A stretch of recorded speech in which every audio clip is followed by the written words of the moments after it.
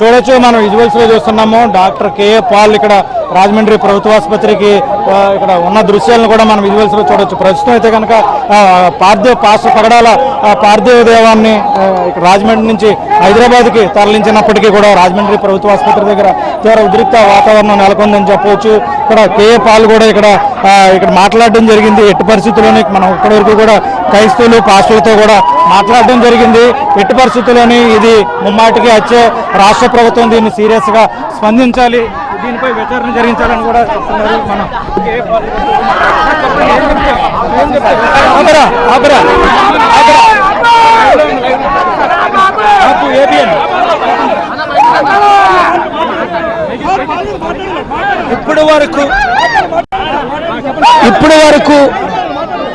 ఇప్పటి వరకు నేను చేసిన ఇన్వెస్టిగేషన్ వేల మంది సాక్షులతో ఇది హత్య కిందే. ఎందుకంటే ఫేస్ అంతా కత్తుల్లో పొడిచేసింది.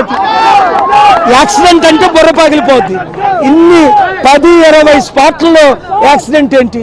డాక్టర్ మాట్లాడతానంటే డాక్టర్ రారు, పోస్ట్ మార్టం చేసిన వాళ్ళు మాట్లాడరు.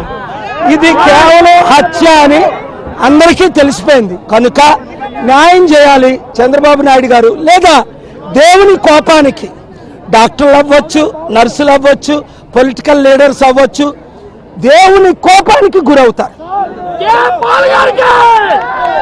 దేవుడు న్యాయం చేస్తాడు. నేను వదలను, కోర్టులో కేసేస్తా. ఇప్పుడు ఐఓని, అరే బాబు నిన్ను ఏ ముఖ్యమంత్రి కాపాడలేడు. IO, investigation officer, sub inspector, CCTV cameras మీరు దాస్తున్నారా? మిమ్మల్ని ఎవ్వరూ కాపాడు.